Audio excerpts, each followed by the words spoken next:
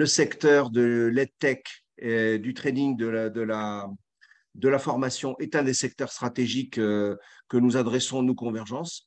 Et donc, on a souhaité avoir non seulement des intervenants du secteur qui puissent en parler, mais aussi un représentant des fournisseurs de formation avec Foulobas.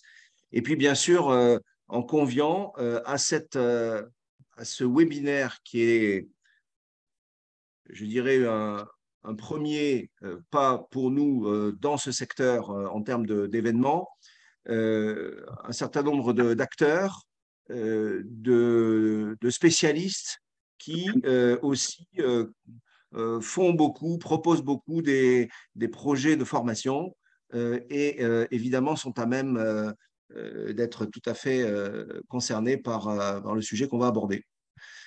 Donc, on va démarrer. Merci à vous d'être là. L'objectif, alors je vais peut-être tout de suite partager mon écran pour vous présenter rapidement. Alors, dites-moi si c'est bon.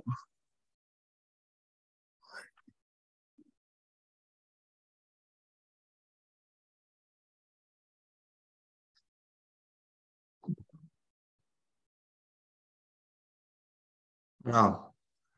Alors, peut-être juste avant d'aller plus loin là, sur la présentation du programme, ce que j'avais écrit là dans mon synopsis, c'est quelques points, quelques chiffres hein, concernant le secteur de l'EdTech. On estime qu'on peut gagner de 40 à 60% de temps de formation avec les technologies EdTech. Donc ça a été, je dirais, prouvé. Pas 100%, hein, par contre, un fort pourcentage, effectivement, de temps de formation. Ça veut dire, évidemment, diminution de coûts, aussi simplification dans la gestion.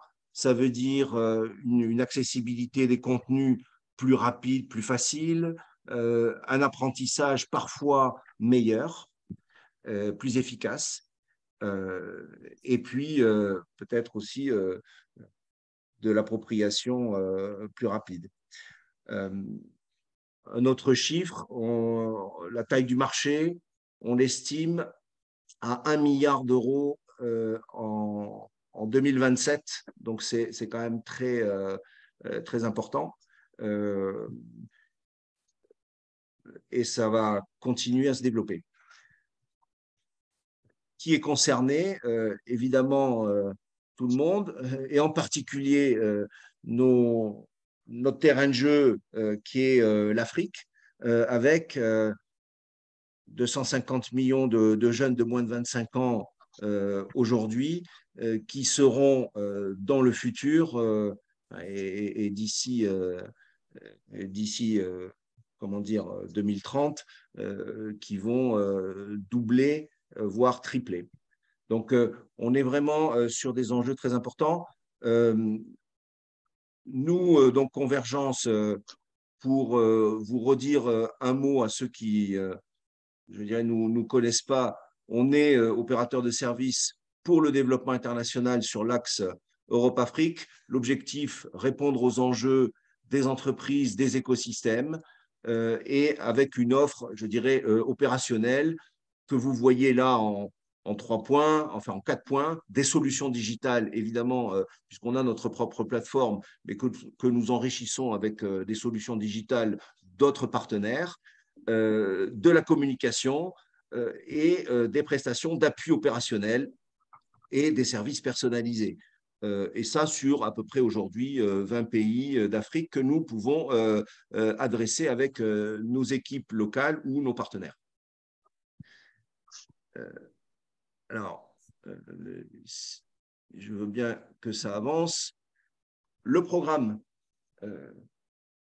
Donc, l'objectif, et les enjeux, j'en ai parlé. Le programme, en 3 points, plus un, c'est-à-dire d'abord 3 interventions de spécialistes de l'EdTech qui nous présenteront leurs solutions et puis répondront à un certain nombre de questions qui ont été posées, que vous avez vues dans le synopsis. On y reviendra évidemment avec eux. Et puis une quatrième intervention avec comme je le disais, un représentant des fournisseurs de formation avec donc un projet d'université. Je présenterai rapidement donc les intervenants au fur et à mesure. Et puis, alors peut-être que je peux d'ailleurs en dire un mot très rapidement sur l'ensemble. Donc, on a le plaisir d'avoir avec nous ce matin Rémi Ramondou, qui est une personnalité du secteur de l'EdTech en France. Rémi, vous avez créé chapitre.com et puis vous avez travaillé dans le groupe Lefebvre. Aujourd'hui, vous travaillez et accompagnez YouScribe. Vous nous en direz un mot quand vous présenterez l'entreprise. On a Jennifer Wang, qui est une entrepreneuse et qui est fondatrice et CEO d'une entreprise de l'EdTech qu'elle présentera. On a Virginie qui est cofondatrice et CEO de GapsMove. Et puis Foulobas, qui est le fondateur et dirigeant d'une université en Afrique, et pas qu'en ligne d'ailleurs, elle est aussi physique. Donc, qui sera donc un panel de spécialistes pointus pour aborder ce sujet des EdTech. On sera ravis de modérer avec Céline ce webinaire. Je voudrais tout de suite laisser la parole à Rémi. Rémi, allez-y, peut-être représentez-vous rapidement, parce que j'ai été très, très rapide. Et puis, je vous laisse prendre la main si vous avez le document. Non, je vous fais signe. Je vous fais signe et vous changez les slides, ça ira, ça sera aussi mieux. Donc, bonjour. Bonjour à tous, bonjour à toutes. Merci de nous accueillir. Donc, oui, je suis Rémi Ramondou, je m'occupe du développement B2B et en particulier sur l'Afrique de YouScribe. YouScribe étant une bibliothèque de poche numérique. On peut peut-être mettre les premiers slides dans ce cadre. Donc, YouScribe, c'est une bibliothèque qui permet l'accès à plus de 1,2 million de références, que ce soit des livres audio, de la BD, de la presse, mais aussi des partitions ou des podcasts, qui est accessible de partout grâce au partenariat que nous avons avec d'un côté avec les opérateurs télécoms pour la partie B2C et le partenariat que nous avons avec un certain nombre d'universités ou d'écoles ou d'entreprises qui les mettent à disposition de leurs étudiants dans le cadre de notre commercialisation. Donc, YouScribe, c'est à date près de plus d'1 million de clients qui peuvent donc lire sur leur téléphone portable, sur leur PC ou sur leur tablette. Tout le monde peut y avoir accès, et si vous êtes aujourd'hui dans l'Afrique de l'Ouest, on est présent dans 12 pays à date, vous recevez peut-être de la part de Maroc Télécom, de Orange Côte d'Ivoire, de Orange Sénégal, d'acteurs comme Tunis Télécom ou autres, des petites annonces vous proposant de lire sur YouScribe. Et dans ce cadre-là, vous avez la capacité de vous abonner pour une journée, pour une semaine, pour un mois, et d'avoir accès donc à cette bibliothèque en streaming avec un accès complet à cette bibliothèque. Vous avez peut-être vu, si certains d'entre vous ont regardé TV5 Monde vendredi, il y avait une présentation de YouScribe et du baromètre dans le JT Afrique de vendredi dernier. Donc voilà, donc c'est vraiment un objectif de rendre la lecture numérique simple, plus large, plus facile, avec à la fois un site internet et une liseuse sur le site internet et une application sur votre téléphone permettant un accès en mode déconnecté. Donc vous avez aussi la capacité, parce qu'on sait que la data, ça coûte de l'argent et c'est quelque chose parfois de compliqué. Donc vous pouvez parfaitement télécharger en Wi-Fi un livre et le lire en mode déconnecté de n'importe où. Et quand on parle en particulier d'éducation, dans ce cadre-là, et on le verra avec le partenariat qu'on met en place avec Orange Côte d'Ivoire, qui sera l'exemple dont je vous parlerai particulièrement là, c'est la capacité d'installer par Orange de la fibre ou une solution de connectique forte pour l'école, donc avec un accès direct depuis l'école, et chaque élève via son téléphone personnel alors on est sur du supérieur, hein, on est sur une population qui est donc plutôt une population qui a des smartphones, même si c'est pas les derniers smartphones, mais qui est équipé et qui va pouvoir sur son smartphone télécharger le livre qui est demandé par le professeur et rentrer chez lui et travailler sur ce livre de cours sans aucun problème en mode déconnecté. Alors, je vous disais qu'on était dans 12 pays. On est dans 12 pays principalement francophones, mais nous nous développons aussi sur des pays anglophones et arabophones. On est en particulier partenaire de MTN sur l'Afrique du Sud, et on se développe sur les pays anglophones. C'est une partie importante de notre croissance de cette année, et on est en parallèle également en train de se développer sur certains pays arabophones. Je pense en particulier alors francophones et arabophones. On est très présent en Tunisie et au Maroc. Nous sommes en train de travailler sur notre ouverture très prochaine en Algérie, et nous travaillons également sur notre développement vers l'Égypte, qui est un enjeu fort pour notre activité, avec là toujours une plateforme dans chacune des langues et des partenariats avec les éditeurs locaux, que ce soit les éditeurs de livres, dont nous intégrons et nous mettons à disposition la totalité des contenus, mais également avec les éditeurs de presse. Ça fait qu'en Côte d'Ivoire, vous allez retrouver des gens comme Vallès, mais aussi comme Fratmat, mais aussi vous allez retrouver au Sénégal une grande partie des éditeurs sénégalais seront présents dans notre contenu. On est vraiment dans une logique du meilleur produit, on va le voir après, et le meilleur contenu pour la cible, avec un apport fort de technologie au service de la lecture et du savoir. Voilà, donc je vais vous montrer donc on est également acteur de la modernisation des usages, hein. De plus en plus, les usages se développent vers des offres innovantes du type livre audio.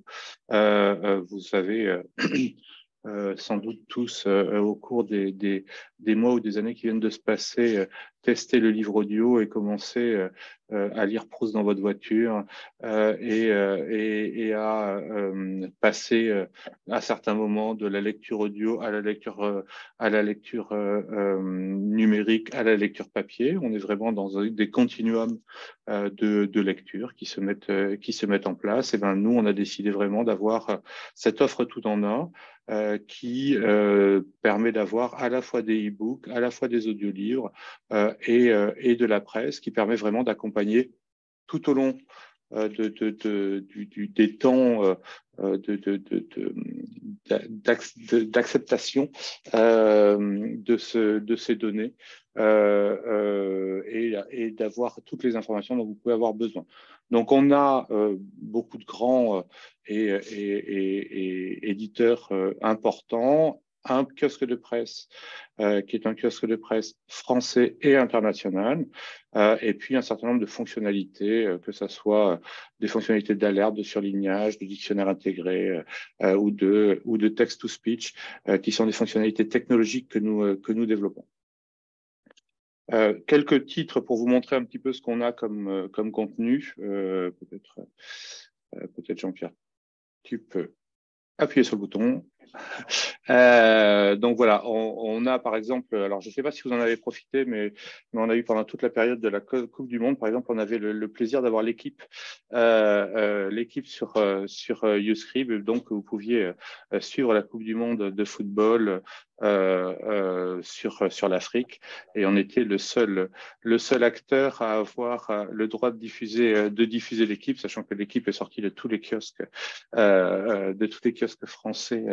Et on avait sur l'Afrique, on a comme ça des tests et des opérations que nous menons avec eux. Donc quelques exemples de titres, et puis on va parler EdTech. Je ne sais pas s'il y a des questions d'ores et déjà, et après on va parler EdTech et éducation. Comment est-ce qu'on est présent dans l'éducation? Vas-y Jean-Pierre, tu peux passer les quelques présentations. On va prendre les questions après, si tu veux bien. D'accord. Donc voilà, vous avez là quelques-uns de nos nouveautés. On intègre plus de 200, donc plus de 200 nouveautés par jour. Voilà le type de titres que vous allez retrouver sur notre catalogue, que ce soit l'ensemble de la collection A6000, l'ensemble de la collection pour les nuls, du polar, de la découverte, du savoir. Tout ça est disponible, du manga, de la BD. Tout ça est disponible en accès illimité pour chacun des utilisateurs et des abonnés à YouScribe. Et donc, on est vraiment sur la plus grande bibliothèque que vous pouvez avoir, qui est directement dans votre poche et accessible de partout.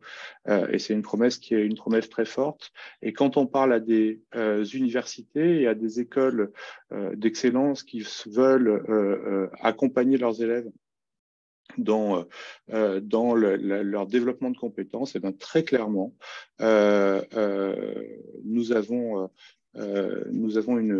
une bibliothèque qui est une bibliothèque formidable qui s'intègre dans le cursus éducatif de l'école. Pour vous donner un exemple, alors je ne sais pas si certains d'entre vous sont issus d'écoles d'ingénieurs, mais par exemple là on vient d'intégrer un très bel éditeur qui s'appelle EDP Science, où on a tous les titres d'EDP Science qui sont intégrés. Et vous avez des livres de très haut niveau en matière de sciences, de physique, de chimie, de mathématiques, etc., qui permettent donc un accès à la plus belle bibliothèque pour toutes les universités, où qu'elles soient, qu'elles soient en Guinée, au Togo, au Bénin, voilà. Et donc, et d'ailleurs, les universités ne s'y trompent pas, étant donné qu'on a là, par exemple, l'école vétérinaire de Guinée, qui est présente un peu partout en Guinée, qui a abonné tous ses étudiants à notre offre, parce que très clairement, ils trouvent dans les contenus que nous leur mettons à disposition une source de savoir et d'apprentissage qui leur paraît extrêmement importante.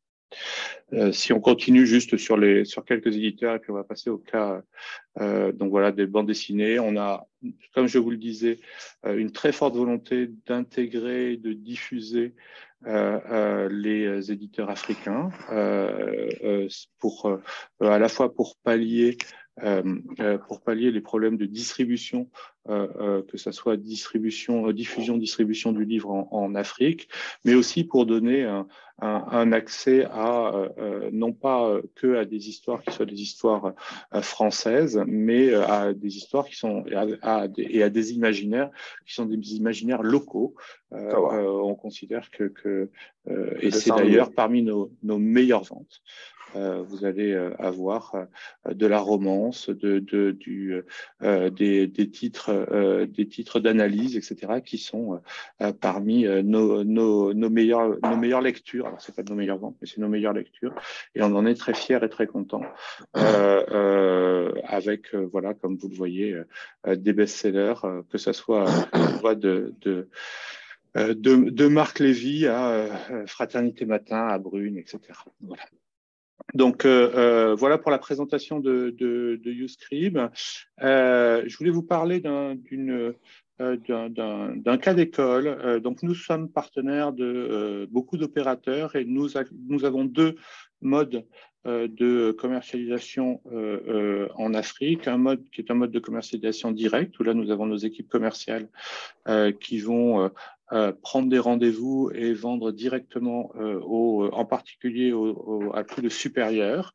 Donc là, on a une équipe commerciale B2B, on a de la prise de rendez-vous et on a comme ça une régularité d'action dans ce cadre-là, avec un air de la guerre et un sujet. Alors d'ailleurs, si certains d'entre vous ont des connaissances sur ce sujet, je suis preneur. Un sujet qui sont les fichiers en Afrique.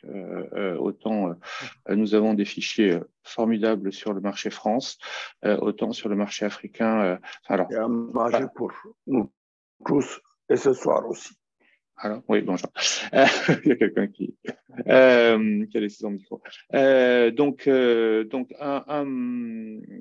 un enjeu qui est l'enjeu des fichiers et des contacts. Hein. Je trouve que la qualité des fichiers est faible, il faut les constituer. Mais donc ça, c'est toute la partie que nous opérons nous-mêmes. Et puis, je voulais faire un peu un focus sur un domaine qui est le travail que nous faisons avec les opérateurs. Nous faisons en particulier des opérations avec les opérateurs téléphoniques, avec qui nous montons des opérations auprès de l'ensemble de leurs clients. Alors, l'étude de cas que je voulais vous proposer, c'était Orange Côte d'Ivoire.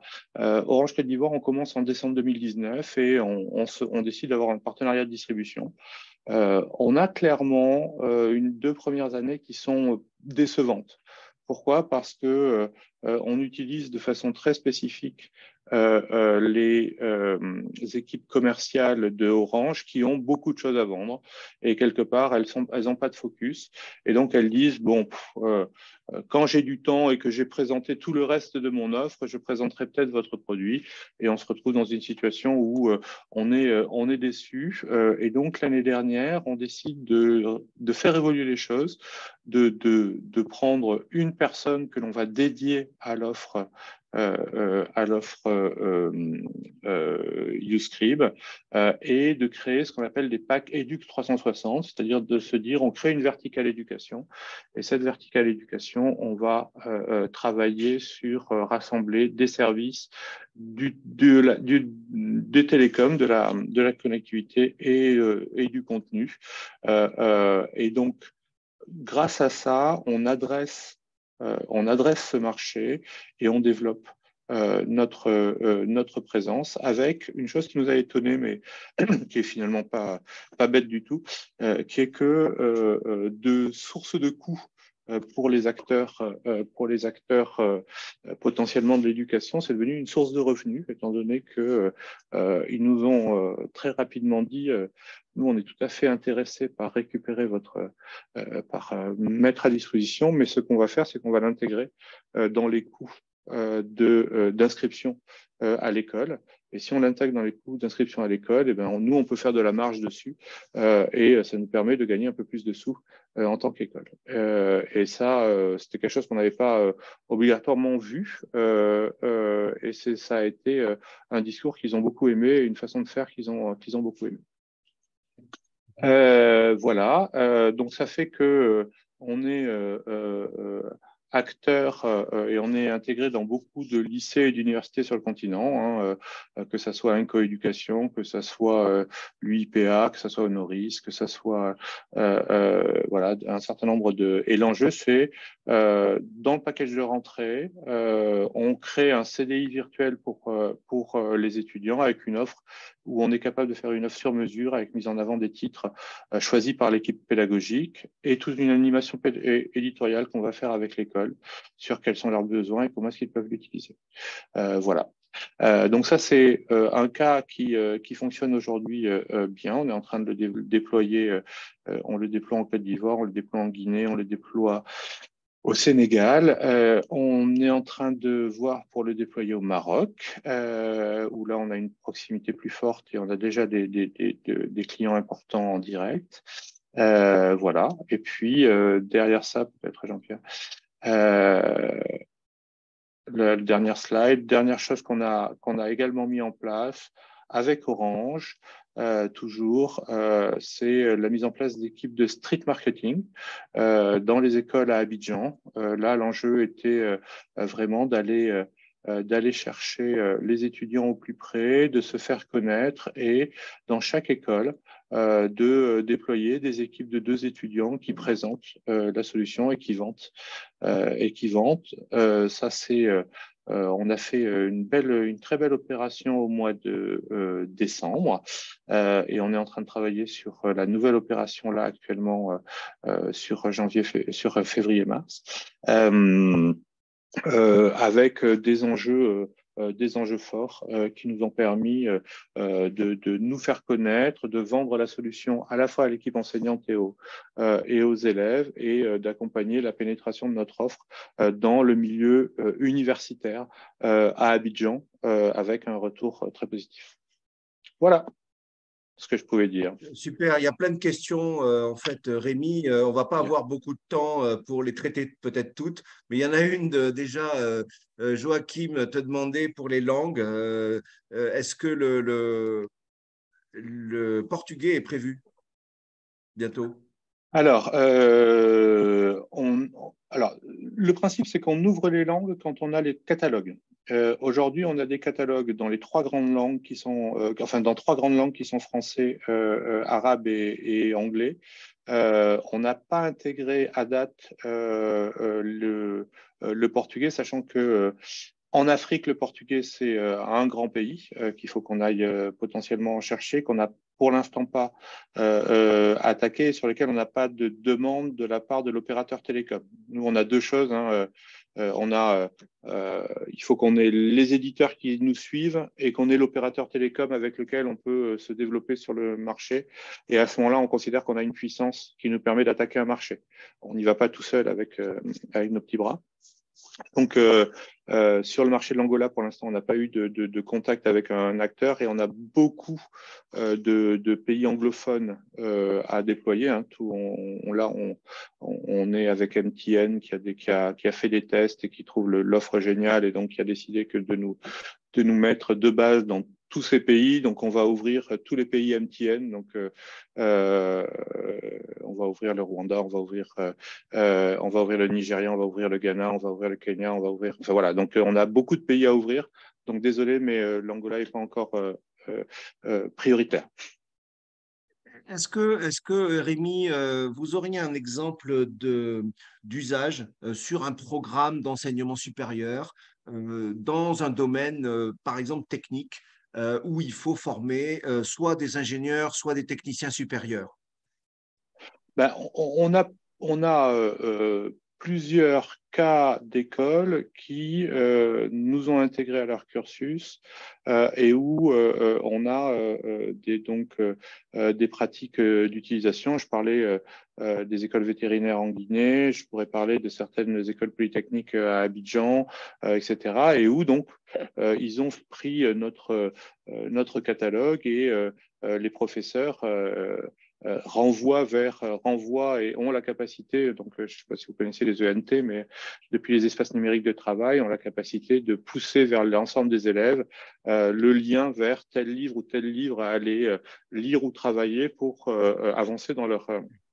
Donc, c'est vrai que quand on connaît un peu les écoles et l'enseignement supérieur en Afrique, on sait que le nombre de bibliothèques en livres physiques disponibles est très, très, très limité.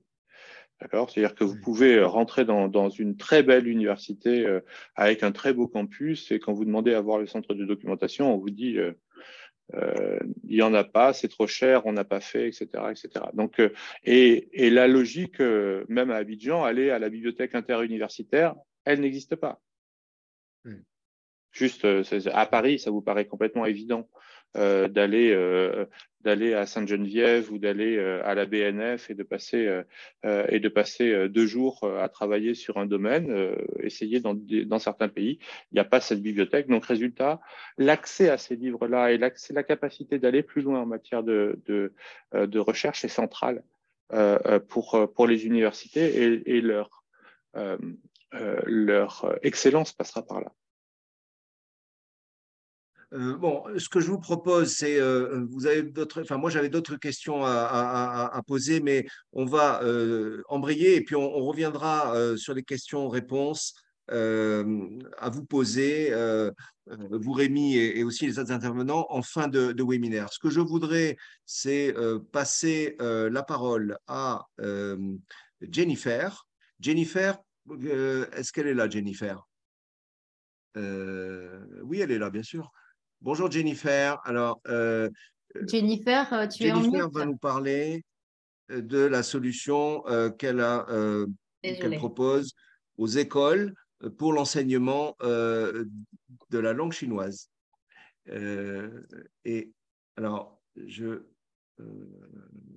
peut-être que je vais mettre ça en voilà.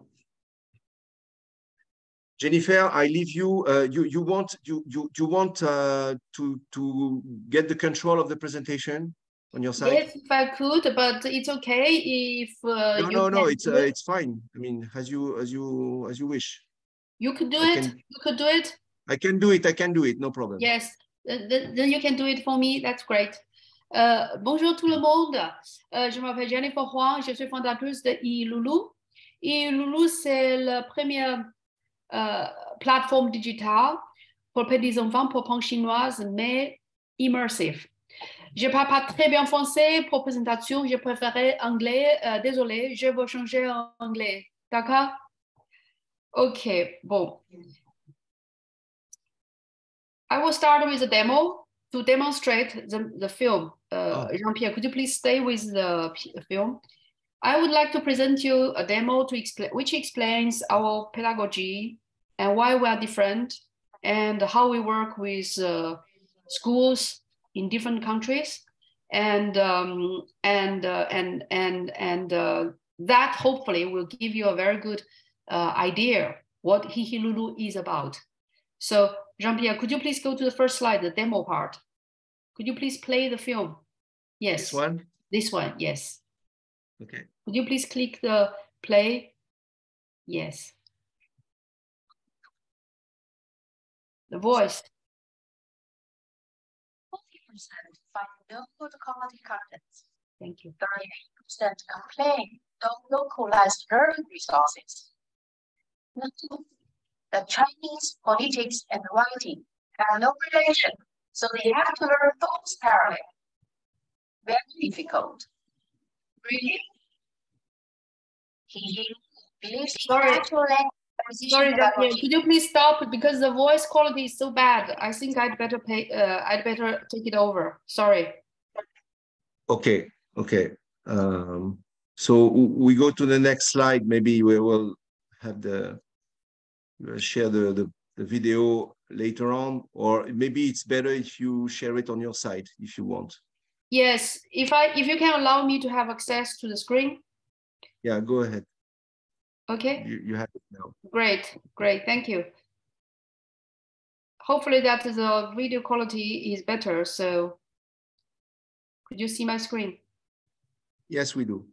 Yeah, okay, great. So give me a second.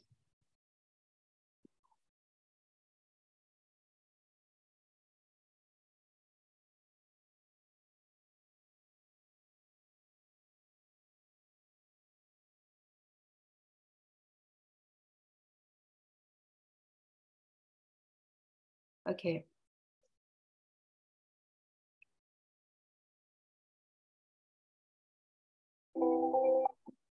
Over 200 million people are learning Chinese now. However, 30% find no good quality content. 38% complain no localized learning resource. Not to mention that Chinese phonetics and writing have no relation, so they have to learn both parallel. Very difficult. Really? Hihilulu believes in natural language acquisition pedagogy, applies dualism theory to split 4 language skills, uses the scientific snowball method for Chinese character, and is the most effective solution for children in the golden age 3 to 12. Hihilulu Atelier, the all-in-one immersive Chinese education platform. Theme-based curriculum. Each contains multimedia courseware, homework, and downloadables.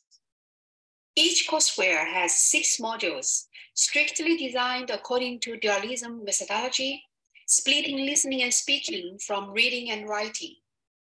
It starts with a cartoon as context, 我觉得你个子高。 then phonetic study of high-frequency keywords, and speaking exercise. 我觉得你个子高。 Reading and writing.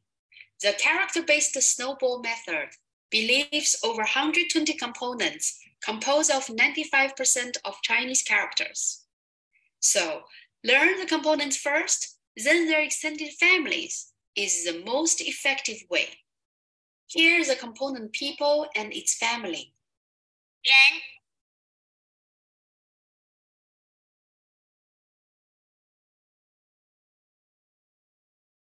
人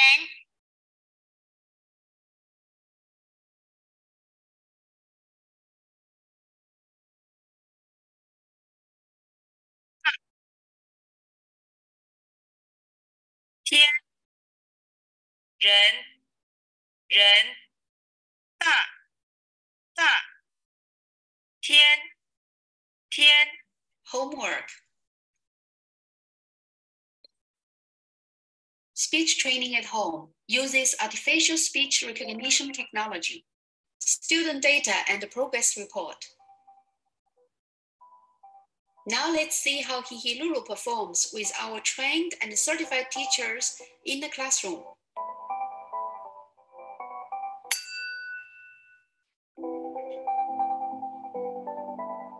该你了。这动画该你了。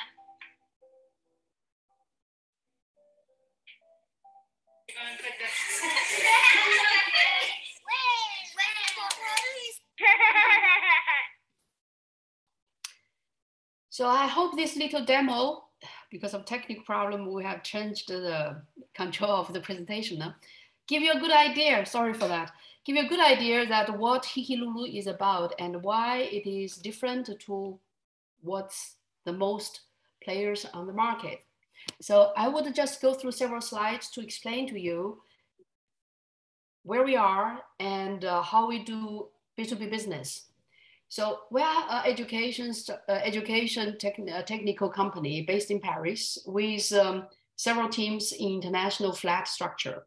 And we are supported by French ecosystem, BP France, and in America, we have a stakeholder called LearnLaunch, which is the #1 EdTech accelerator in US market. So our vision, as the demo explained, is to create the most effective way for children to learn Chinese from the beginning. Why? Because we apply a very unique pedagogy, so-called dualism, and with a very special snowball methodology embedded into our digital platform and into all content with a structure and a system. We have adapted contents and management tools for those age group, for teacher, school, and parents. And we target the kids at 3 to 12-year-old, and especially our customers are schools and kindergartens with such age group, is because we believe 3 to 12-year-old is the golden age for any human being to pick up any language, as long as the method is correct. And we provide a full service model to our customers. We not only give an online, offline comprehensive system from level 0 to level 5, let's say, and we also provide qualified teacher, which means if the schools have teacher, we will retrain the teacher up to the level who could use our system. If the school have no teacher, we will help them to recruit teacher and train them up. As Chinese are everywhere nowadays, this is not a very difficult task for us to fulfill. So what is the uniqueness of us? Our key differentiator is because of our pedagogy. The core of our pedagogy is this very specific snowball method, which distinguish from all the other theory and practices. Kids need to learn from the most fundamental 125 components, extend to their character family, extend to oral speaking required vocabularies, and so on, so on. So all the content, no matter it's cartoon to quiz, are built up and structured around this methodology. Our business strategy is very simple. We now work directly and acquire directly kindergarten and schools. Most of them are private ones, and most of them are international or Montessori type of, let's say, trend-setting kind of institutes. From there, we grow into education group and chain customer. And ultimately, we would like to look for partners in distribution in different regions who could work with us as value-added resellers to build the business locally.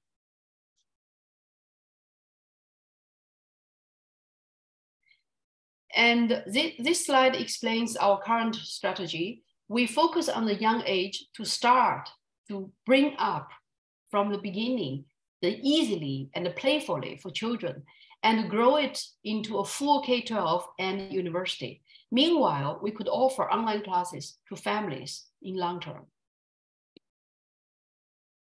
And our operational structure is very simple. We have a comprehensive platform, digital, online, everyone could access it.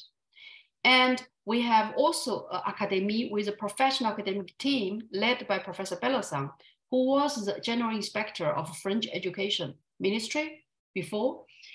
And we guarantee the academic quality from content to teacher. We will accompany all direct customers as well as our value-added resellers through the whole operational process. The ultimate goal is to provide the best service and the learning result of children. And for the time being, our sales focus is in Europe because we are in Paris. But since last year, we have stepped out from France and have launched pilot projects in 3 new strategic markets. First one is Dubai. Second one is Morocco. Third one is in United States. In Africa, we are very interested in this market potential because of the friendly relationship by many leading African companies with China for the economic reason. And we are in negotiation with local distribution partner, for example, in Kenya, and to hopefully that to bring up more projects and have more customers in interested African markets.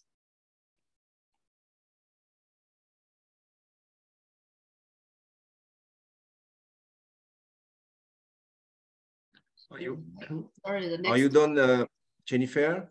Yeah, I have one more slide, I guess, but didn't come out. I'm just trying to wait for, I don't know why. Sorry. Yeah, okay.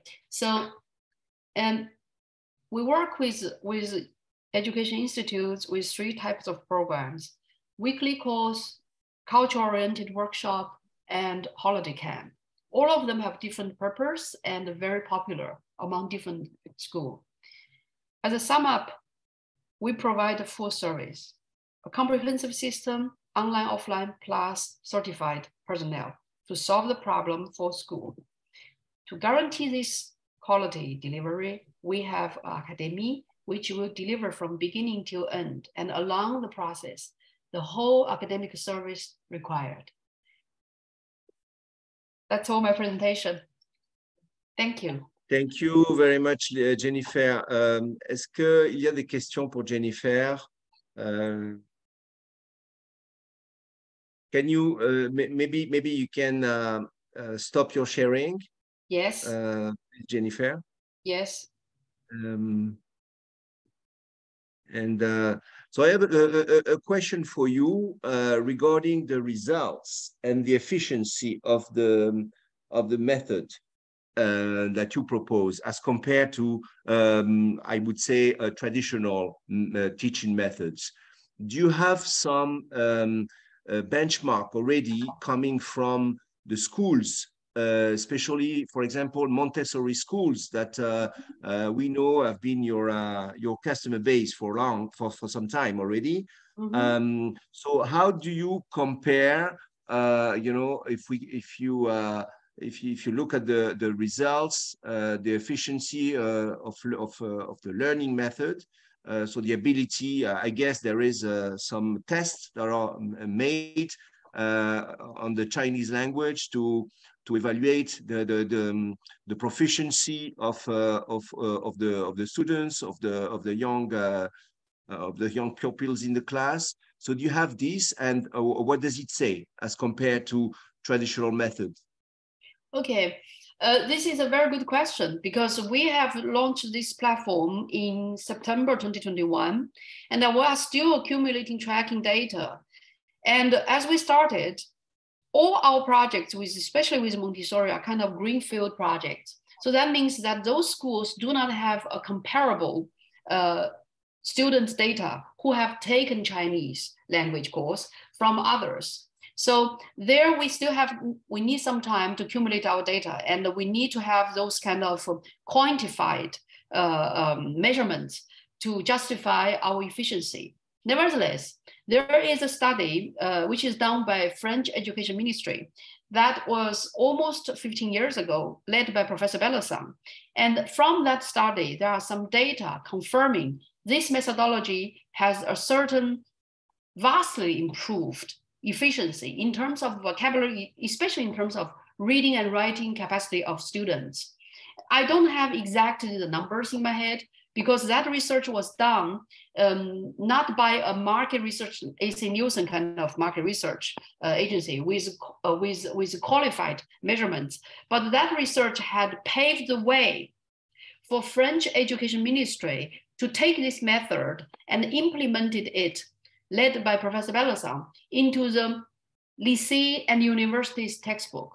And that had brought the result that in France, the Chinese language course at lycée and university actually has taken this methodology completely. What we are doing is going down from the older age group to low age group to bring up the language from the right beginning, so that kids would learn it even easier in middle school, high school, and the university. So I hope that explained part of the question. Of course, we have overwhelmed feedback from schools who had run Chinese course before. And the result from our methodology, of course, is very different. It's different to textbook because it's a digital solution, online, offline. So the communication skills and the vocabulary learning result is very vividly different because of the digitalization's nature and the methodology itself. And so we will be able to provide data when we have a little bit longer period with the first group of schools. Yeah. Thank you, Jennifer. I think we're going to move. We come back to you in the end of the webinar.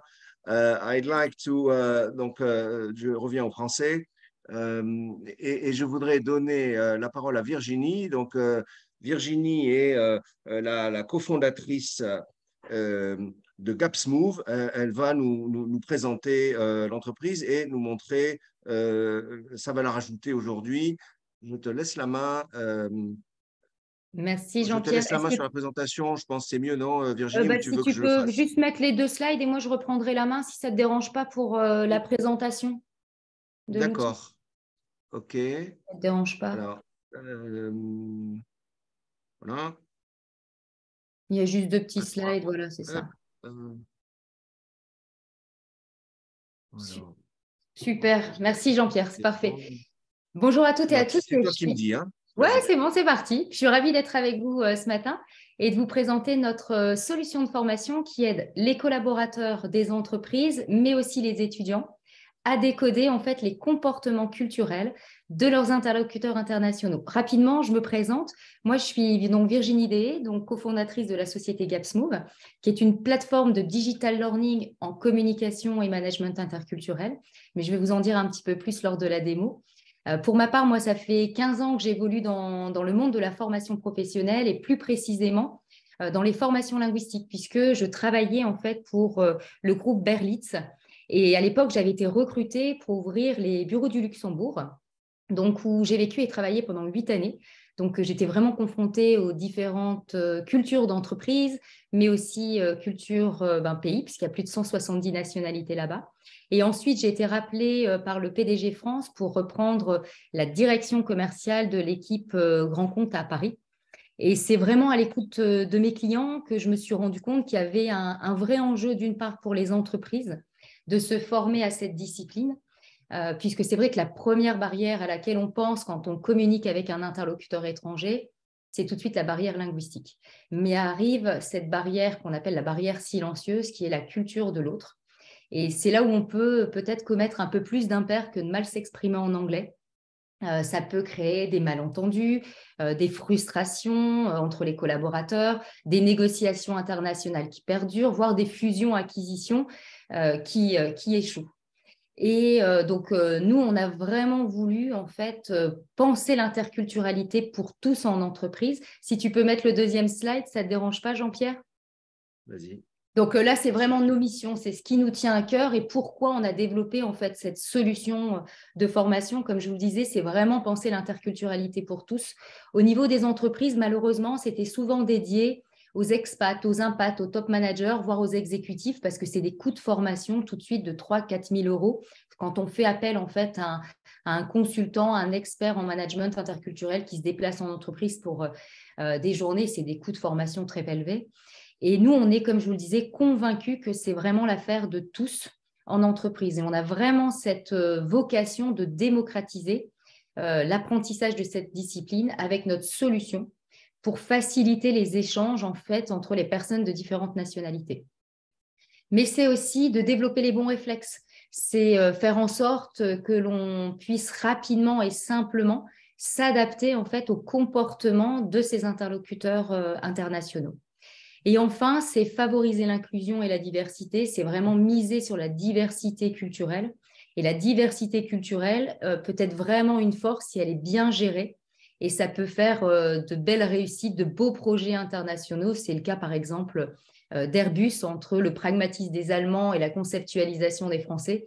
Eh ben, ils ont réussi à se comprendre et ça fait de belles réussites à l'international. Et c'est en partant, si vous voulez, de ces 3 grandes missions qu'on a décidé donc de créer le décodeur de culture, cette solution de formation qui s'adresse à plusieurs cibles. On en a 3, nous, au sein de l'entreprise. La première cible, c'est le marché, en fait, stratégiquement, on est allé naturellement là-dessus, c'est le marché corporate et des entreprises parce que c'est un marché qu'on connaissait. Donc, on travaille avec des groupes comme Vinci, comme Expleo, comme Thales, par exemple, mais aussi à l'écoute de nos clients, c'est-à-dire du B2B. Ils nous disaient, on trouve que les étudiants, quand ils arrivent en entreprise, ne sont pas suffisamment en fait formés à cette discipline qu'on appelle la communication et le management interculturel pour s'immerger dans un environnement multiculturel ou dans un environnement à l'international. Et c'est pour ça qu'on a décidé donc de développer une plateforme dédiée pour l'enseignement supérieur, donc les grandes écoles de commerce, d'ingénieurs, de publicité et autres, mais aussi les universités. Et on a développé même un produit type qu'on a appelé le passeport interculturel, qui est un programme hybride entre des sessions live et l'accès donc au décodeur de culture qui permet à l'étudiant de pouvoir en fait obtenir, bien sûr, à la suite d'une évaluation finale, son passeport interculturel et augmenter son employabilité auprès en fait de ses futurs employeurs. Et ensuite, la troisième cible, c'est le marché en fait de la distribution des partenaires. C'est-à-dire que là, on enlève notre casquette en fait d'organisme de formation et on vient mettre notre casquette d'éditeur de logiciels. Et là, on se développe notamment avec des organismes de formation linguistique. Vous savez, quand on apprend une langue, on parle toujours des 4 compétences. Bah, nous, on vient en fait alimenter cette 5e compétence qui est la mise en action, donc ce côté opérationnel, parce qu'on ne négocie pas de la même façon avec un Africain comme on négocie avec un Allemand ou encore avec un Français. Et donc là, on se développe sur le marché, nous principalement de la France et du Luxembourg, mais ça y est, on a développé des partenariats, donc avec un partenaire en Afrique subsaharienne, donc qui est basé localement et qui va attaquer tout ce qui est marché de l'éducation, marché des ambassades et marché des entreprises privées. On a un partenaire également, plus là, Marketplace pour les États-Unis. On est en pourparlers avec le Québec, donc au niveau du Canada, et là, dernièrement, avec l'Inde. Donc, en fait, nous, notre marché initial est la France et le Luxembourg, naturellement, par rapport à notre expertise et notre expérience. Mais on a vraiment cette volonté de pouvoir être accompagné par des partenaires locaux directement, en fait, dans les différents pays ou continents du monde. Voilà rapidement pour la présentation. Ce que je propose, peut-être que c'est que je partage mon écran et que je vous présente le décodeur de culture. Alors, là, je te laisse Oui. prendre la main, là. Oui, si ça ne te dérange pas, je vais partager mon écran. Hop. Dites-moi si vous voyez mon écran. On voit. Super. Donc là, ça y est, on est arrivé donc sur la plateforme, le décodeur de culture. Sachez que c'est une plateforme qui est disponible en 2 langues, en français et en anglais, ici en un clic. Vous allez le voir, c'est vraiment une plateforme qui est très interactive, très intuitive, où on est vraiment sur les nouveaux modes d'apprentissage et qui plaît beaucoup aussi aux étudiants. C'est du micro-learning, c'est du vidéo-learning. On embarque plus de 110 vidéos dans la plateforme. Et c'est vraiment, les retours qu'on a, c'est que c'est très addictif. Vous allez le voir notamment avec cette 2e fonctionnalité ici. Donc, on a 4 fonctionnalités qui s'offrent à nous. D'abord, avant de vous présenter chacune des fonctionnalités, vous savez, on part du principe de se dire que chaque individu est unique. Donc, on a développé en fait un questionnaire de préférence culturelle qui permet en fait à l'apprenant, sur un questionnaire de 36 questions sur des situations courantes que l'on peut rencontrer dans sa vie professionnelle ou dans sa vie d'étudiant. Et c'est un questionnaire de 10 minutes qui permet tout de suite d'obtenir son profil culturel et de ce fait-là de profiter pleinement de la plateforme.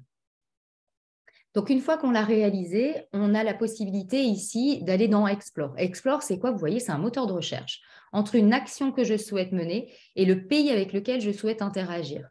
Par exemple, je souhaite créer du lien, devenir un leader, animer une équipe, faire une présentation, réussir une réunion, négocier, vendre, dire quelques mots. Comme là, par exemple, c'est une Indienne qui parle en hindi, dire quelques mots en Inde. Raconter une blague, c'est toujours sympa pour briser la glace.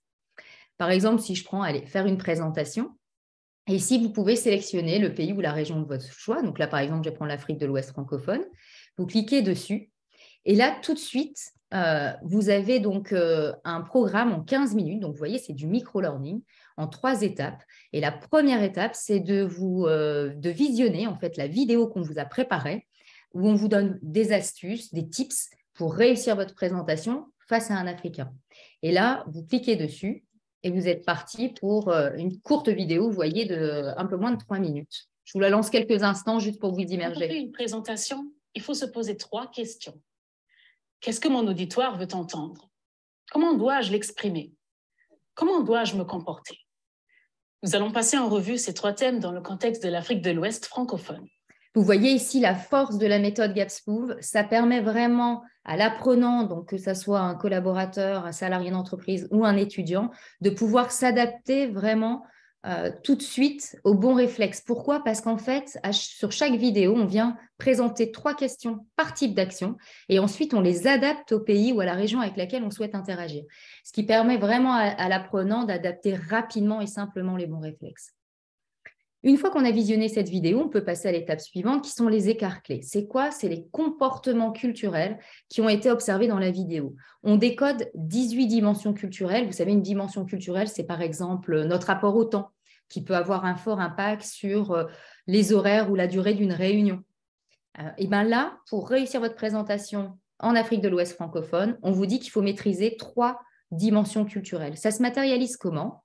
Par une flèche, avec à chaque extrémité, en fait, le trait culturel opposé, où on vient positionner, d'une part, le pays ou la région ici, qui est la moyenne des habitants du pays. On parle de tendance, et il n'y a pas de bon ou de mauvais comportement. On n'est vraiment pas dans le jugement ici. Et donc, on vient le positionner. Et vous voyez, le petit picto jaune, c'est moi, c'est Virginie. C'est parce qu'en fait, j'ai fait mon questionnaire de préférence culturelle. Donc, j'ai tout de suite mon positionnement sur chacune des dimensions. Et donc, si demain, vous avez un accès, ben là, directement, vous aurez, si vous avez fait votre questionnaire de préférence culturelle, ici, un petit picto. Et pour chacune des dimensions, vous pouvez cliquer dessus et en savoir plus. Par exemple, je prends la première. Entre l'émulation verbale et la maîtrise du silence, on voit que moi, je suis comme les Africains, vraiment dans l'émulation verbale, alors que si, par exemple, j'avais pris le Japon, je serais complètement dans l'extrémité droite, dans la maîtrise du silence. Je vous la lance aussi quelques instants. Voyons ensemble l'écart entre émulation verbale et maîtrise du silence. Définition. Émulation verbale. Je coupe l'autre lorsqu'il s'exprime, non pas pour le censurer, mais parce que je suis si intéressé que je ne peux attendre avant de contribuer. En Italie, par exemple. Conversation policée. Je laisse l'autre s'exprimer sans l'interrompre et je m'exprime dès qu'il a fini. C'est le cas en Allemagne, par exemple. Maîtrise du silence. Je perçois une interruption comme brutale, car l'harmonie nécessite des blancs dans la conversation. Au Japon, par exemple. Quelles en sont les explications? Vous voyez ici, je vous ai passé les 30 premières secondes. On a donné la définition. Pour chacune des dimensions culturelles, on vient donner les explications qui sont souvent historiques, voire religieuses, les risques, les opportunités et les solutions. Et pour chacune des dimensions culturelles, on vient les illustrer en fait avec des business cases de mise en situation. Donc là, j'ai un business case sur l'Afrique et là, j'ai un business case sur la France parce que j'ai dit que mon pays de préférence était la France. Et ensuite, on a une troisième étape qui est le quiz, qui est une validation des acquis. Et notamment ça, dans l'enseignement supérieur, par exemple, on travaille avec Montpellier Business School, Toulouse Business School. Ils utilisent en fait nos quiz pour 20% de la note finale d'un module de négociation internationale ou de communication internationale au sein de l'école. Et donc, c'est vraiment des quiz intelligents dans lesquels on continue en fait d'apprendre des choses. Donc, vous voyez ici, l'apprenant a plus de 90 situations professionnelles qui sont mises à disposition. Ensuite, on a la deuxième fonctionnalité qui est compare, où là, en fait, je peux soit me comparer avec, par exemple, on va prendre la Côte d'Ivoire, par exemple. Hop, je peux me comparer. Et là, tout de suite, grâce à un algorithme qui s'appelle le Cultural Match Indicator, on voit que moi, Virginie, si je devais en fait collaborer, travailler avec quelqu'un en Côte d'Ivoire, eh ben, je vois que j'ai du boulot au niveau culturel puisque je match à 41%. Alors que si, par exemple, je compare la France, vous voyez, ici, on est à 61%. Ça, c'est vraiment juste un indicateur pour ensuite aller regarder plus en détail les 18 dimensions culturelles où nous, en fait, on a décidé de les ranger par soft skills. Donc, par exemple, ici, si je souhaite interagir, je sais que je dois me focaliser sur ces 3 dimensions culturelles. Si je dois argumenter, j'en ai 3 autres. Négocier, décider, coordonner, motiver. Et donc, pour chacune d'entre elles, comme tout à l'heure, en fait, on peut venir avoir toutes les explications sur chacune des dimensions. Donc, vous voyez ici, pour l'apprenant, il y a vraiment un monde à découvrir derrière chaque dimension, que ça soit en termes de style de communication, style de management ou encore de leadership. Il y a vraiment des choses à découvrir derrière chacune des dimensions. Possibilité également de ranger des différences aux similitudes ou des similitudes aux différences. Donc, vous voyez ici avec Explore et Compare, on est vraiment sur une approche pays. Ici, on a Practice qu'on actionne uniquement en fait pour les entreprises et pas pour l'enseignement supérieur, puisque ces sessions live dans l'enseignement supérieur sont animées par les profs. Donc, notre outil est vraiment utilisé dans l'enseignement supérieur comme une ressource complémentaire, comme de la classe inversée entre du digital et l'animation par les professeurs. Et donc ici, pour les entreprises, possibilité, comme je disais, d'avoir des sessions live. Là, on était plus sur une approche pays, alors que là, on est plus sur des thématiques transverses. C'est des sessions de 2 heures qui sont animées soit en français, soit en anglais. c'est maximum 8 personnes, donc c'est très participatif. On utilise des outils comme du klaxon, du Jamboard, et les retours qu'on a, c'est que on se nourrit aussi des expériences des uns et des autres, puisque c'est en inter-entreprise. Donc, il y a de l'interculturel, il y a l'intergénérationnel, mais il y a aussi de l'inter-organisationnel. Et donc là, on a donc différentes thématiques comme développer et adapter son leadership à l'international, les 5 challenges culturels des Français à l'international, manager une équipe culturelle, travailler avec des Français, les bases de l'interculturel au travail, par exemple. Ça, c'est vraiment les fondamentaux. Là, on vient réveiller les consciences, on vient parler des biais inconscients qui sont importants à prendre en considération dès qu'on évolue dans un milieu multiculturel. Donc, on voit que là, c'est animé en français, c'est une durée de 2 heures. Et directement, je vois que la prochaine session, c'est le 9 mars. Bah, c'est bon, je suis dispo, hop, je réserve. Donc, ce qui permet vraiment aussi de pouvoir gérer ses priorités et son planning, puisque tout est organisé directement sur la plateforme. Et ensuite, Evaluate, ça plaît beaucoup. Ça permet en fait de s'évaluer sur ses connaissances culturelles d'un pays spécifique ou d'évaluer une compétence spécifique dans un environnement international. Tout à l'heure, on a vu faire une présentation en Afrique. Et bien là, je vais m'évaluer sur faire une présentation au niveau international. Donc, aussi bien avec n'importe quelle nationalité. Et c'est un set de 30 questions, c'est 10 minutes. Et si on obtient donc plus de 80% de réussite à son évaluation, ce qui est hyper sympa, c'est qu'on peut obtenir en fait son certificat. Et ça plaît beaucoup aussi bien au niveau des entreprises que de l'enseignement supérieur, d'obtenir en fait ce qu'on appelle des open badges qu'on peut venir mettre directement en fait sur son CV. Voilà, j'ai essayé de vous faire une présentation parce que je vois que le temps tourne et je sais que Jean-Pierre, il y a encore des intervenants derrière moi. Mais voilà, je voulais juste vous présenter très intéressant, la plateforme. Très complet, merci à rapidement. toi. Bon, il n'y a pas de questions là dans le chat, mais si quelqu'un veut poser, il peut là tout de suite, comme on a fait avec les autres intervenants. Bon, moi j'avais juste peut-être une petite anecdote. J'ai fait le test puisque tu m'avais permis de le faire, Oui. et j'ai trouvé que j'avais une grande proximité culturelle, enfin une proximité culturelle normale avec les Français, mais une bien meilleure proximité culturelle avec les Belges francophones. Et alors, du coup, ça m'a un peu étonné. Donc, et du coup, donc c'est pour ça derrière que donc, du coup, j'ai envie d'en savoir plus. Et donc, ça s'est fait exprès, ce truc-là. Comme ça, tu vas suivre un cours derrière. Non, c'est vraiment en fonction de tes préférences, en fait. Si tu veux, comme moi, par exemple, je match beaucoup plus avec des Allemands qu'avec des Français. Je pense que c'est le fait d'avoir vécu 8 ans au Luxembourg et qui est très germanophone. Et du coup, je me suis imprégnée aussi de la culture. Et du coup, on s'adapte aussi à son environnement. Et ce questionnaire de préférence culturelle est justement là, fait pour dire, OK, Jean-Pierre, toi et moi, on est de nationalité française, mais on est des individus uniques. Et en fonction de ton bagage personnel, de ton éducation, de ton environnement, si tu as déjà voyagé à l'étranger ou pas. Et c'est pour ça, en fait, qu'on a fait ce questionnaire qui permet vraiment de pouvoir avoir son propre profil et ensuite de voir effectivement peut-être que, comme moi, je match aussi beaucoup plus avec les Belges parce que je suis peut-être originaire de Lille et je suis à la frontière belge. Ça doit être ça. Donc, moi, voilà. par contre, je me pose toujours la question. J'ai une autre question. On sait par exemple que dans certains pays, tu n'as pas un comportement culturel, mais tu en as plusieurs parce que le pays est divers, etc. Et prenons le cas, le cas qui me vient là, c'est la Russie.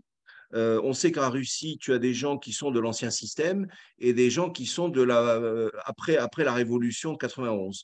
Et on sait que c'est des cultures très différentes, d'accord, des comportements, des références culturelles, etc. Est-ce que ça, vous avez pris en compte? Alors, dans le cas de la Russie, bon, peu importe, mais je dirais, est-ce que ces différences-là, est-ce qu'elles sont prises en compte dans le test, dans les tests et les référentiels que vous avez formalisés? Oui, il y a 2 choses. C'est que effectivement, en fait, par exemple, prenons la France, entre l'île et le sud, typiquement. On a des façons de fonctionner différentes. Par contre, il y a des grandes tendances quand même françaises qui sont là et c'est sur ces tendances qu'on se positionne. Par contre, il y a de l'intergénérationnel et ça, on le prend en considération dans les vidéos d'explication. Typiquement en Afrique aussi. Entre l'Afrique il y a 30 ans et l'Afrique d'aujourd'hui, on ne travaille plus, on ne collabore plus, on n'a plus les mêmes attentes que ce qu'on avait il y a 30 ou 40 ans en arrière. Et ça, c'est ce qu'on explique aussi dans les vidéos explicatives. Merci beaucoup, Virginie. Merci à vous. Alors, ce que je voudrais, avant de revenir peut-être en fin de webinaire, qui s'approche fortement, je voudrais évidemment donner la parole à Foulo. Foulo qui représente en fait le secteur des fournisseurs de formation et puisqu'il est porteur d'un grand projet de création d'une université, il a fait ses armes, je dirais, en France, où il a fait une carrière au ministère de l'Éducation nationale. Et du coup, ses compétences, aujourd'hui, il veut les mettre au service d'un grand projet. Je veux bien, Foulo, que tu puisses nous parler maintenant de ce projet rapidement et aussi peut-être réagir justement à ce qu'on a pu dire jusqu'à présent. En tout cas, l'intérêt, c'est que tu puisses nous parler de ce projet et répondre peut-être à ces quelques questions qui sont là, c'est-à-dire comment en fait se crée en fait une université sur le plan des parcours, programmes, contenus, etc. Quelle est la place du digital et donc des solutions de digital learning, évidemment, qui sont aujourd'hui disponibles. Foulo, à toi la main, si tu es avec nous. Bien sûr. Alors, je ne sais pas si on me voit toujours. Alors, attends, je vais peut-être arrêter là pour qu'on te voit. Vas-y, il faut que tu mettes ta vidéo, sinon, voilà, là, on te voit parfaitement. Voilà. Voilà. Bon, ouais, merci beaucoup, mon ami Jean-Pierre, de m'avoir convié à ce débat qui est ô combien intéressant du point de vue de toutes les solutions innovantes, en même temps socialement disruptives. Et c'est là que c'est en repoussant les frontières en termes de disruption qu'on va trouver les solutions les mieux adaptées à la situation, au contexte et aux enjeux. Très rapidement, en ce qui me concerne, comme tu l'as si bien dit, j'ai fait tout mon cursus scolaire, ensuite universitaire, ensuite j'ai travaillé en France, d'abord pour l'Union européenne, mais toujours sur des questions de science, d'organisation de la science, en épidémiosurveillance, et je suis revenu en France sur l'encadrement et de gestion des laboratoires, de 3 laboratoires qui sont consacrés à ce qu'on appelle l'appui scientifique et technique. Et ensuite, ça c'est ma dernière expérience et elle est en direct avec ce dont on parle aujourd'hui. C'est sur les 8 dernières années, j'ai occupé les fonctions, j'ai eu la chance, on va dire, les fonctions de directeur général de l'université d'Evry-Val d'Essonne, qui est une université multidisciplinaire. Enfin, elle fait tout sauf la médecine et la pharmacie pour des questions de ce qu'on appelle le numerus clausus en France. Cela étant, une fois qu'on a fait tout ça et enfin, parallèlement, tu sais bien, Jean-Pierre, j'ai été pendant longtemps, et je le suis encore, bénévole sur beaucoup de terrains, sur beaucoup de terrains en Afrique, ailleurs aussi, mais en Afrique en particulier sur des questions de société. Et ça va des questions de l'eau au Burundi aux questions d'éducation, de santé, comme tu l'as vu la dernière fois avec la construction d'un hôpital sur des questions pas d'épidémiosurveillance, mais sur des questions de dialyse et d'hémodialyse en Afrique, en particulier au Sénégal, où c'est un vrai enjeu sociétal, de santé publique, mais sociétal. Et une fois qu'on a fait ça, on se dit à un moment donné, peut-être que c'est bien de faire des conférences, c'est bien de parler, mais comme l'a dit un jour Albert Einstein, donner l'exemple n'est pas le principal moyen d'influencer les autres, c'est le seul moyen. Eh bien, j'ai fait de cette assertion la mienne, et c'est pour ça que j'ai décidé de quitter mes fonctions et d'aller avec un certain nombre d'amis et de partenaires institutionnels en France, au Canada, aux États-Unis, mais aussi en Afrique, donc créer cet objet universitaire. Sauf que, comme tout ce qui était dit précédemment, et je viendrai dessus sur les trois intervenants, qui vont en droite ligne de ce que je suis et ce que je crois en termes d'innovation. Donc, sauf que nous avons décidé de faire tout, enfin pas tout, mais beaucoup de choses que les universités africaines en particulier ne font pas ou n'ont pas fait jusqu'à présent. C'est décider que dès la conception d'une université, de la tourner vers comment outiller les hommes et les femmes, c'est-à-dire vers l'approche par compétences. Quelles compétences donne à un individu quand je le prends d'un point A à un point B, le point B étant le jour où je considère que cette personne est suffisamment outillée pour mener à bien ce pourquoi cette personne était venue nous voir. Donc, c'est vraiment tourné vers l'approche par compétence. Ça veut dire quoi concrètement? Ça veut dire que j'apprends en faisant et je fais en apprenant. Donc, et donc, les encadrants, les enseignants, je les appelle les encadrants, et les apprenants font ensemble pour transformer les apprenants. Et je reviens donc pour ce qui nous concerne aujourd'hui. Une université en perspective, en création, elle se conçoit sur des champs divers et variés. Ça va de la gestion au jour où la personne, elle sort de l'université. Ça veut dire quoi? Ça veut dire que nous, on se préoccupe d'abord par la vie scolaire, la vie de la scolarité, les pédagogies, comme je l'ai dit tout à l'heure, mais des pédagogies dans une approche diverse et innovante.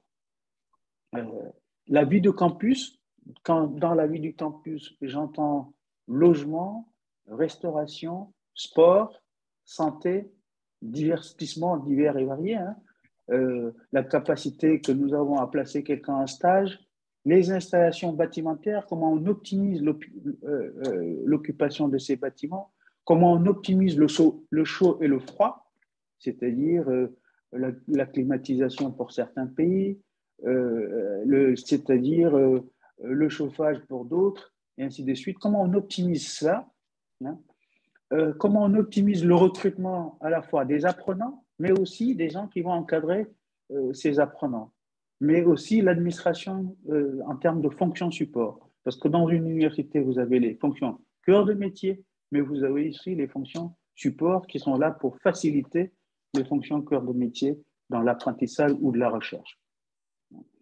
Donc, comment on les recrute? Comment on gère une approche optimisée en termes de CVTech ou de compétences? Il y a aussi, quand on gère une université, il y a aussi de la gestion financière. Ça va de la gestion du temps de travail à la liquidation d'une heure d'enseignement. Ça concerne aussi quand on recrute un étudiant, et ben, il paye des droits. Ces droits, et ça génère des flux financiers. Comment on gère tout ça? Et il y a quelque chose pour nous, quand je vous disais qu'on avait une approche disruptive et qui a un lien direct avec ce qui est dit plus tôt, nous, cette université, on la conçoit dès le départ avec une approche de comment on va gérer le réseau des anciens, les alumni. Et c'est comme ça, cette approche-là, à mon avis, a une visée qui est comment est-ce qu'on va essaimer dans les écosystèmes, d'une manière élargie, les écosystèmes locaux. Et donc, vous voyez que les champs et les métiers sont tellement larges que si vous prenez cette université, mais les universités qui existent déjà, vous avez une multitude d'applications, de logiciels, d'outils numériques pour gérer une université. Et donc, moi, pendant 8 ans, j'ai passé mon temps à faire ce qu'on appelle, avec un langage un peu de barbarisme, qu'on appelle l'urbanisation des systèmes d'information pour optimiser la réponse qu'on fait dans une université, avec la création de langages qui permet à 2 applications, 3, 4, 5 applications de pouvoir communiquer et de pouvoir échanger avec des entrepôts de données, et ainsi de suite. Donc, manager, gérer une université à l'ère d'aujourd'hui est d'abord en soi un métier à part entière, mais un métier assez compliqué et qui nécessite d'être optimisé. Et la réponse vient obligatoirement de ce qui est dit un peu avant moi, là, par les 3 exposants. Mais contextualiser en Afrique, ça veut dire quoi? Moi, je pense que c'est pour ça que ce webinaire est très important. C'est qu'on a des enjeux, des défis qui, pour moi, doivent être vus, et la plupart du temps sont vus comme ça, comme des opportunités. Enjeux et défis qui sont des opportunités en termes d'innovation pour toutes les entreprises, mais aussi les curricula qui peuvent être offerts, proposés. Contextualiser en Afrique, je le disais un peu plus tôt, ça veut dire quoi? Ça veut dire tenir compte, ou plutôt faire en sorte que ce qui se dessine en termes de fracture numérique, on puisse le juguler. Comment juguler ça? Il faut savoir qu'en Afrique, d'ailleurs un rapport récent en 2021 le stipulait, 33% seulement de la population peut ou a accès à Internet. Comment on fait? Comment on fait pour juguler ça? Et comment on fait pour juguler ou pour optimiser le fait que, où que je sois sur la planète, l'éducation de base, l'enseignement supérieur doivent rester ce bien commun que nous chérissons tous. Comment on fait?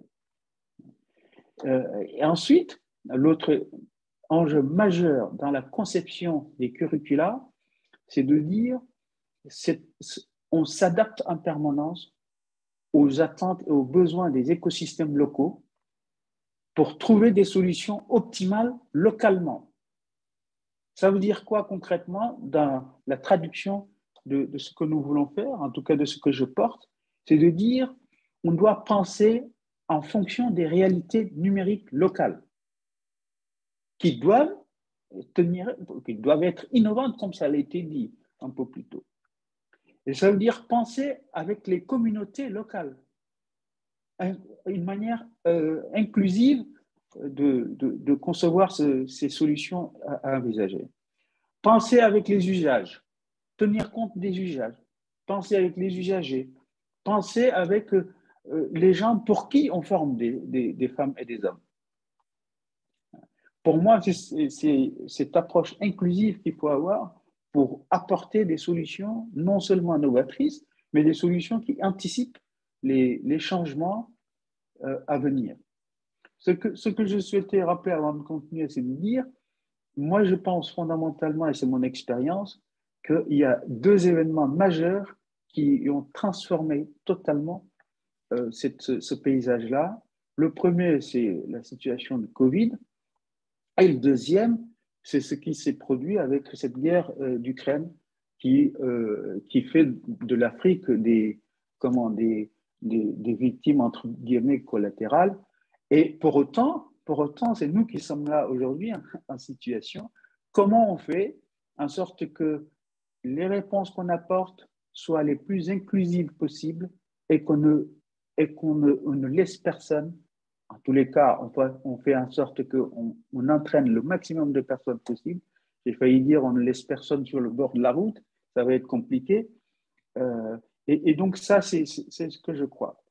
Ne pas considérer l'ensemble de ce que je viens de dire comme des contraintes, mais comme une donnée à intégrer dans la recherche des solutions innovantes qu'on va proposer.